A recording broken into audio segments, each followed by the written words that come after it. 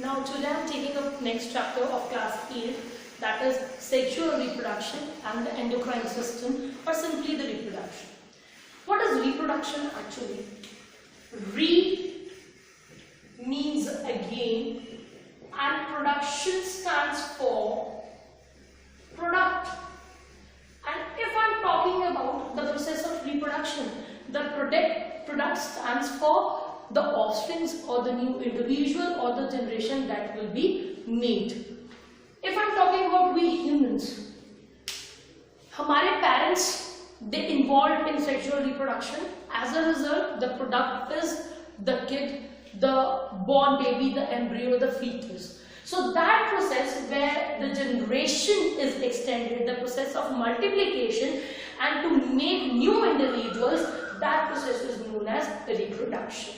Now reproduction is having two basic modes of reproduction, that is sexual as well as asexual. It is sexual and sexual mode of reproduction. Now what is asexual and sexual mode of reproduction? Actually in asexual mode of reproduction only the single parent is involved, लेकिन sexual के अंदर दो parents involved हैं. For example अगर मैं asexual का example लूँ तो अमीबा एक unicellular organism है, वहाँ अमीबा एक single parent होता है जो by certain method of asexual reproduction divide करता है और नई generation बनाता है. That is by binary fission method. लेकिन अगर मैं सेक्सुअल का एग्जांपल लूँ तो मेल और फीमेल दोनों की कंट्रीब्यूशन के बिना the gametes involved from male and female is necessity, and without both of them involvement no reproduction process can be or the reproductive product can be obtained. So somehow sexual के अंदर दो parents involved होंगे और asexual के अंदर single parent involved होगा. Whereas asexual के अंदर कोई भी gametes की involvement नहीं है, लेकिन sexual के अंदर जो sex cells हैं या फिर gametes हैं उनकी involvement होना जरूरी है. तो इस basis के ऊपर जो है there are certain many type of organisms existing और वो अलग अलग अपने mode of reproduction follow करते हैं. जैसे मैं अगर कुछ bit of asexual की बारे में बात करूं तो अमीबा बहुत सारे methods हैं, binary fission है, fragmentation है, budding है. उसमें से अगर binary fission की बात करूं, binary मतलब दो और fission मतलब टूटना, तो जब दो parts के अंदर ऑर्गेनिज्म टूटता है उसे बाइनरी फिशन कहते हैं, जो कि अमीबा फॉलो करता है. If I am talking about budding, एक स्मॉल आउटग्रोथ की तरह निकलना. If this is hydra, a small outgrowth start coming out of the parent cell and it develops very nicely. small outgrowth की form में निकलता है और यहीं पे रहकर पूरा ग्रो करता है, बड़ा होता है, फाइनली एक स्टेज पे पेरेंट सेल से डिटैच हो जाता है and this small outgrowth known as bud will develop as an individual organism और इसी प्रोसेस को हमने बडिंग बोला है. तो इस तरह से एसेक्सुअल के बहुत सारे मेथड्स हैं, but according to our 8th class syllabus we are having in detail the sexual reproduction importantly. So हम सेक्सुअल के ऊपर आने से पहले, ह्यूमन रिप्रोडक्शन पढ़ने से पहले, we need to understand few terms, that is unisexual and bisexual animals. Unisexual or bisexual, uni means single and bi means two, and sexual word is derived from the word sex. So when it is single sex include, that is male or female, तो उसे unisexual कहा जाता है. If I am talking about bisexual तो मतलब दोनों mail और female की इन्वॉल्वमेंट है या पार्ट्स अवेलेबल हैं. Then viviparous and oviparous animals. viviparous animals और oviparous animals के अंदर डिफरेंशिएशन क्या है? ओविपेरस क्योंकि रिप्रोडक्शन करने के बहुत अलग अलग तरीके हैं. अगर हम ह्यूमंस जो हैं हम डायरेक्टली जो है एक न्यूबॉर्न बेबी को बर्थ देते हैं, लेकिन बर्ड्स की अगर बात की जाए तो वो एग ले करते हैं. तो एग लेइंग ऑर्गेनिज्म और उसमें से फिर एग हैच करता है और उनके जो रिप्रोडक्टिव प्रोडक्ट है वो निकलते हैं, तो उसे ओविपेरस एनिमल्स कहते हैं, those who lays egg. And viviparous जैसे कि हम ह्यूमंस हैं जो डायरेक्टली जो है एक न्यूबॉर्न बेबी को जन्म देते हैं.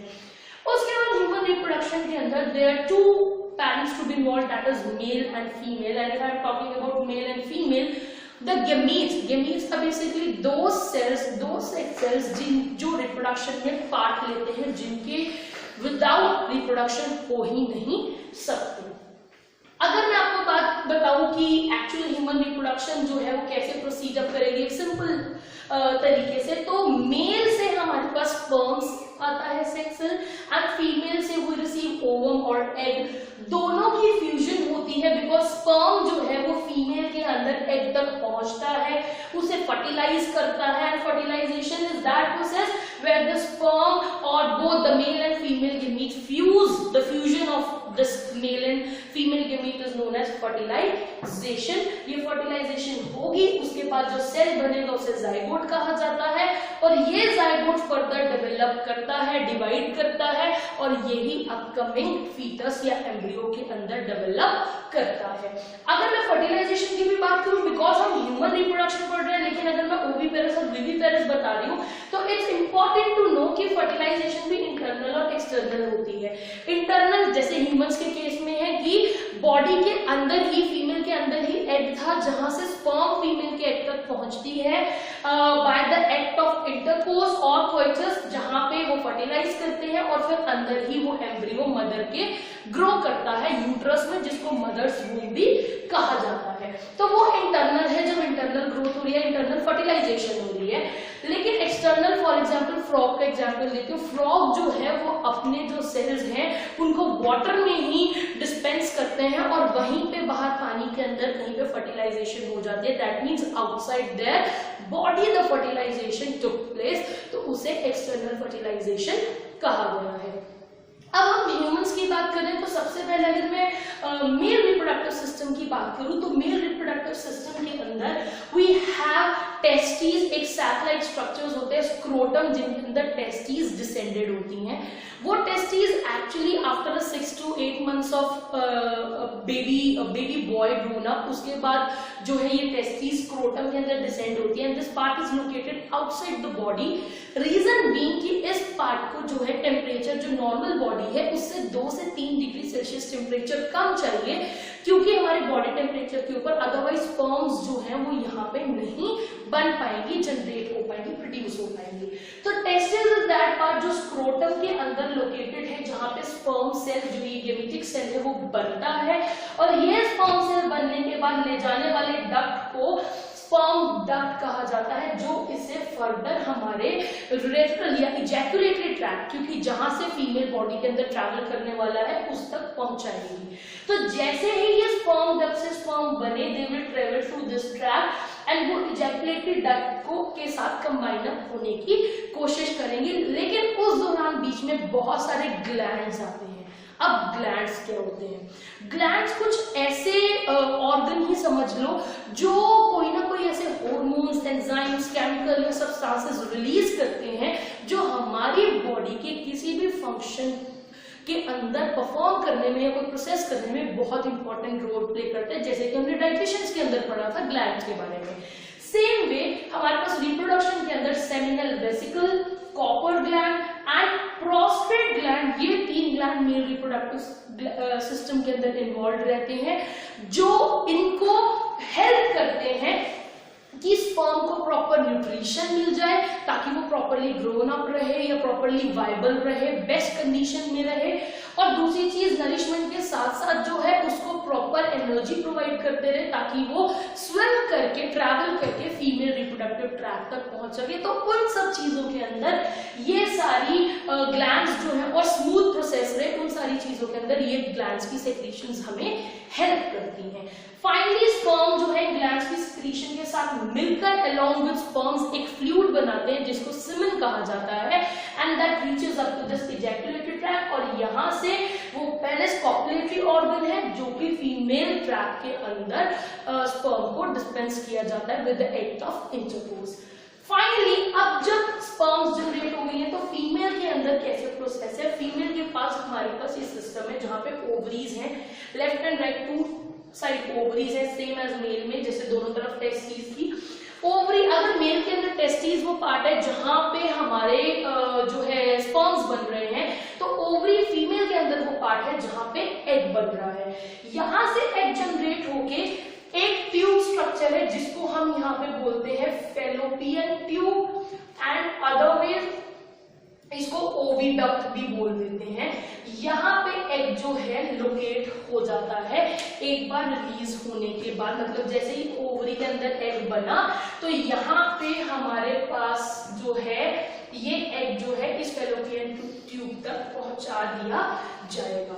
ये जैसे ही फैलोपियन ट्यूब में पहुंचती है यहीं पे रुकेगा। Finally sperm will be reaching up to the female track through this track from male, और वो यहाँ पर ही फर्टिलाइजेशन करता है, फ्यूज करता है एग के साथ। जैसे ही वो एग के साथ फ्यूज करे ये जाइगोट बन जाता है, और ये जाइगोट जो है वो धीरे धीरे 2 सेल के अंदर, 4 सेल के अंदर, 5 सेल, 6, 18, 32 इस तरह से डिवाइड करते करते जो है इस पार्ट से यहाँ तक ट्रेवल करता है।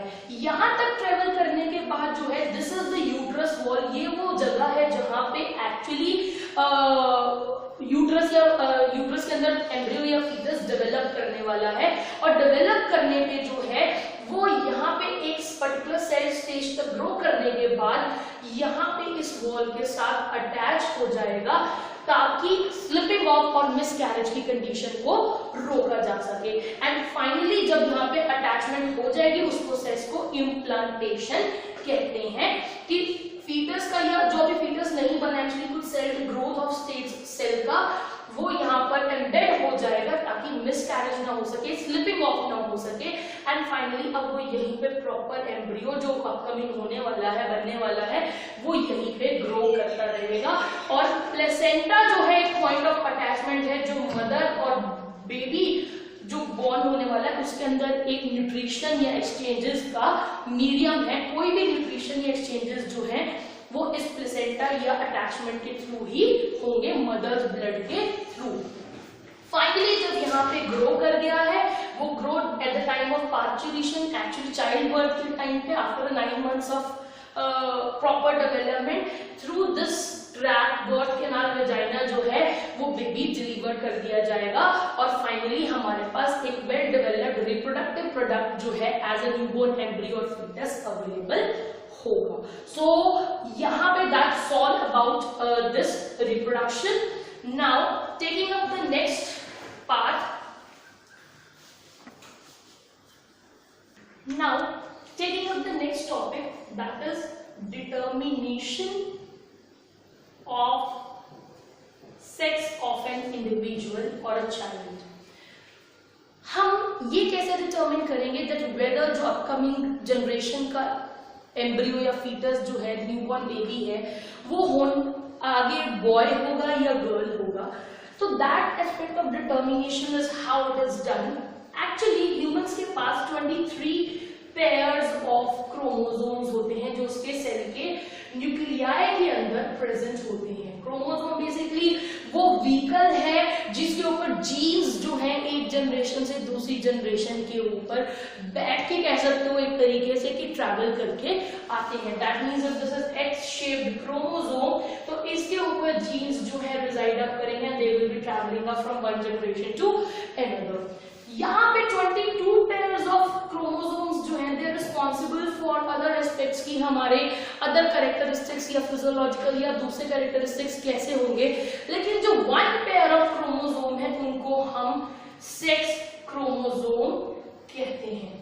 These sex chromosomes actually male के अंदर it is 1 pair, that means it is XY in case of male, and in case of female it is XX।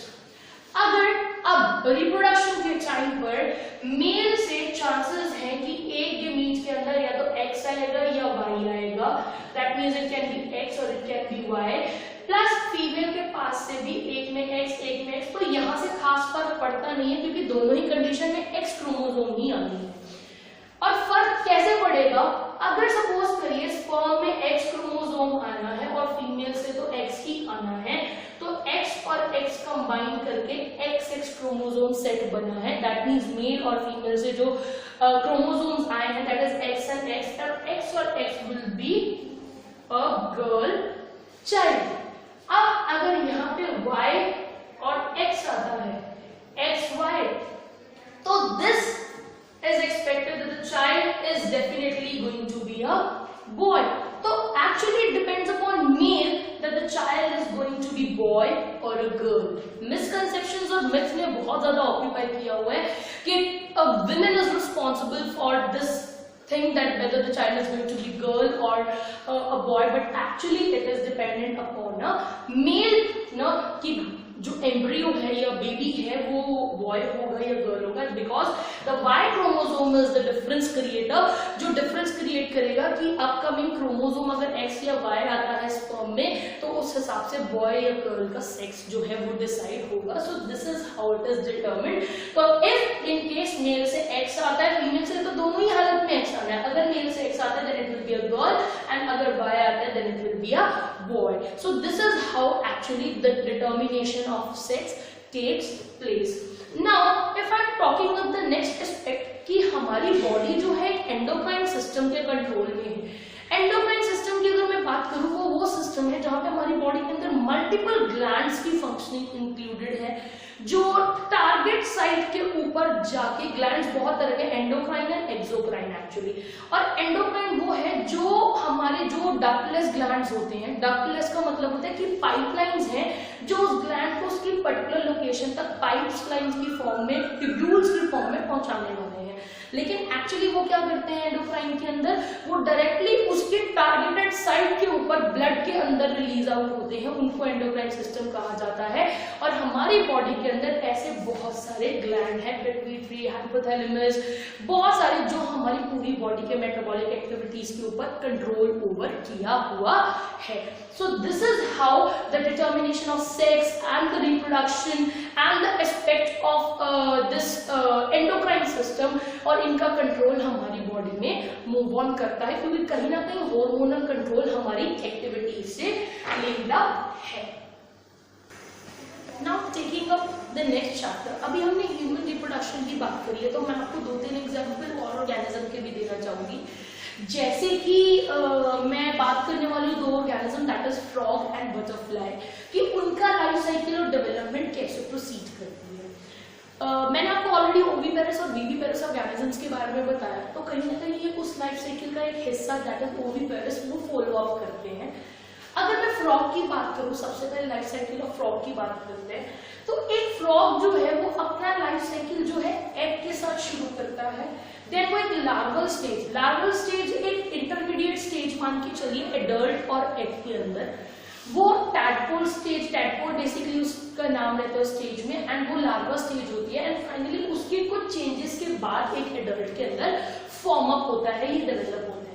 If I am talking about frog जो है जैसे ही अपने egg ले करता है बाहर, एक्सटर्नल फर्टिलाइजेशन होती है क्योंकि उसमें, तो एग बनने के बाद जो है उस एग में से हैचअप होते हैं एक लार्वा स्टेज जिसको टैडपोल कहा जाता है। उस लार्वा स्टेज में लॉन्ग टेल लाइक स्ट्रक्चर होता है, कुछ भी प्री फॉर्म्ड कुछ ऐसे ऑर्गन्स या लिम्स की फॉर्म में भी नहीं डेवलप हुआ है। थोड़ा और फर्दर ग्रो करेंगे, ये टैडपोल जैसे जैसे ग्रो करता है उसके पहले फोरलिम्स डेवलप करना शुरू करते हैं और टेल काफी ग्रो अप करना शुरू कर देती है। देन मूविंग अप, फिर ये टैडपोल के अंदर जो है चेंजेस आते रहते हैं, क्योंकि जब टैडपोल स्टेज से ग्रोन अप होके ये फर्दर इस यंग फ्रॉग तक की स्टेज के बीच में it has to undergo many cyclical changes, और उन साइक्लिकल चेंजेस को एक टर्म का नाम दिया जाता है दैट इज मेटामॉर्फोसिस। ये मेटामॉर्फोसिस है, और ये morphosis that means the cyclical changes that are taking up during this life cycle of development of organism. तो टैडपोल ने जब अपने फोरलिम्स और टेल ग्रो किया, अब यहाँ पे फर्दर हाइंड लिम्स थोड़े फॉर्म होना शुरू हो जाते हैं, और इस स्टेज से टेल जो है वो रिड्यूस होना शुरू हो जाती है। ये टेल जो है लगभग जब यंग फ्रॉग के अंदर वो डेवलप कर जाता है, ना के बराबर रह जाती है, सिर्फ एक इंडिकेशन रह जाता है कि यस टेल है थोड़ी सी, और जैसे जैसे वो एडल्ट की फॉर्मेशन में आता है वहां जाके वो टेल भी बिल्कुल खत्म हो जाती है। प्रॉपर फोरलिम, हाइंड लिम और एक प्रॉपर वेल डेवलप्ड ऑर्गन्स की फॉर्म में जो है एक एडल्ट फ्रॉग हमें मिलता है। एंड सेम वे अगर मैं बटरफ्लाई के बारे में बात करूं, वो एक कहीं ना कहीं सेम लाइफ साइकिल प्रोसीड करती है, लेकिन what's the big change is egg जो है वो लीव्स पे ले करती हैं अपने, जो हम बटरफ्लाई की केस में कह रहे हैं, और वो लीव से जब एग्स हैच करते हैं उनमें जो लार्वा स्टेज है उसका होता है कैटरपिलर नेमिंग होता है। Caterpillar is the larval stage of that butterfly, और उस कैटरपिलर स्टेज के बाद फाइनली जब ये कैटरपिलर लार्वल स्टेज है, यहाँ से वो एक कुछ प्रोटेक्टिव केस की सेक्रीशंस करते हैं, जो प्रोटेक्टिव केस सेक्रीशन जो है वो एक कुकून बना लेती है, एक आउटर कवरिंग बना लेती है। दैट मीन्स जब ये कैटरपिलर लार्वल स्टेज से प्रोसीड किया है तो जो अगली स्टेज हमारी प्यूपा की बनने वाली है, ये कैटरपिलर हेड डाउन करके अपने आप को एक तरीके से हैंग अप कर लेता है। और जब ये हैंग करता है तो अंदर ही जो आसपास ही प्रोटेक्टिव केस बनाता है उसको कोकून कहा जाता है, जो सेक्रीट आउट करके बनती है। और उस प्यूपा के अंदर ही, उस स्टेज के अंदर जो है ये अपने आप को बहुत सारे रैंडम मल्टीपल चेंजेस अंडरगो करते हैं, जो कि मैंने आपको क्या बताया, मेटामॉर्फोसिस करते हैं। और वो चेंजेस इस प्यूपा के बाद प्रोसीड करने के बाद जो है फाइनली इस प्यूपा से एक, ये रेस्टिंग स्टेज होती है एक्चुअली। इस स्टेज में जो है कोई मूवमेंट, कोई फीडिंग, कोई चीज प्रोसीड अप नहीं करती है बटरफ्लाई के लाइफ साइकिल के अंदर। So this pupa stage is known as the resting stage. और इसके बाद फाइनली एक एमर्जिंग एडल्ट बटरफ्लाई इसमें से एमर्ज करती है, बाहर आती है। एंड एक स्टेज पे थोड़े टाइम के बाद वो एक एडल्ट प्रॉपर बटरफ्लाई की फॉर्म में हमें मिलती है। तो सेक्सुअल रिप्रोडक्शन एस्पेक्ट को लेके, एसेक्सुअल रिप्रोडक्शन एस्पेक्ट्स को लेके अमीबा, जैसे मैंने हाइड्रा का एग्जांपल दिया है, सेम में फ्रॉग और बटरफ्लाई जैसे एग्जांपल्स का दिया है, जो अपनी लाइफ साइकिल बहुत वेरिड तरीके से फॉलो अप करते हैं, बीइंग यूनिसेक्सुअल और बाइसेक्सुअल, बीइंग ओविपेरस और विविपेरस, और फॉलोइंग अप एनी एसेक्सुअल और sexual mode of life cycle. हर किसी का तरीका और डेवलपमेंट स्टेजेस अपने अपने अकॉर्डिंग है। तो this is what the diversity about the reproduction. So we will be concluding कि हर ऑर्गेनिज्म जो है अपनी लाइफ साइकिल और डेवलपमेंट, अपनी अलग रिक्वायरमेंट्स, अपनी एक अलग थ्योरीज और वायबिलिटीज को लेके चलता है। जैसे ये वाटर में रहते हैं, ये किस एनवायरनमेंट में रहते हैं, उस हिसाब से इनकी डेवलपमेंट प्रोसीड करती है। So thank you so much.